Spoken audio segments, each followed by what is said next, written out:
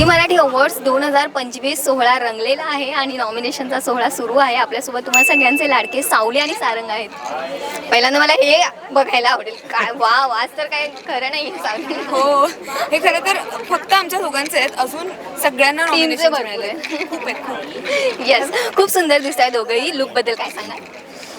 लुकबद्दल शेवटच्या वेळेला हा लुक आमचा ठरला खरं तर 2 दिवस, कारण तिचा ड्रेसच ठरत नव्हता रंग. म्हणून मी पांढरा चूज केला. म्हटलं मी पांढरा घालेन तर कुठलाही कलर त्यावर मॅच होईल. बघितलं तिने पण पांढरा केला नंतर. अरे वा, चला जुळून आलं म्हणजे इथेही जुळून आलं. आणि माझी personal stylist is my Maugham. तिच्या आईने रातोरात हा ड्रेस शिवलाय. ती कमाल स्टायलिंग करते, स्टिचिंग पण कमाल करते.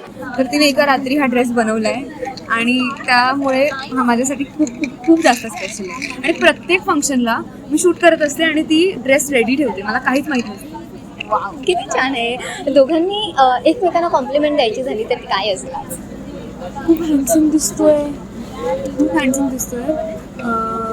ॲक्च्युली काल त्याचे कपडे आले आणि काल ट्रायल करत होता आणि तो सहज आला. कसं वाटतं मी असं बघतच राहिली, किती छान दिसतोय. बिकॉज मेन इन टक्सिडो और सूट मेक्स देम 10x अट्रॅक्टिव्ह. तर ते छान वाटतं.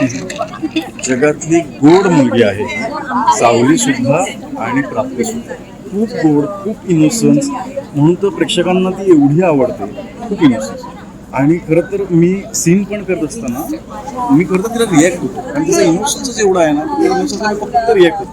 एवढी गोडी गोडच दिसते, फार सुंदर. सिंड्रेला आमच्या सेटवरची Cinderella. Prince and princess. Yes, Tara पण आलेली आहे. हाय, तू पण छान दिसतेस. लुक कसं फायनल केलास? हाच लुक होता माझ्या डोक्यात.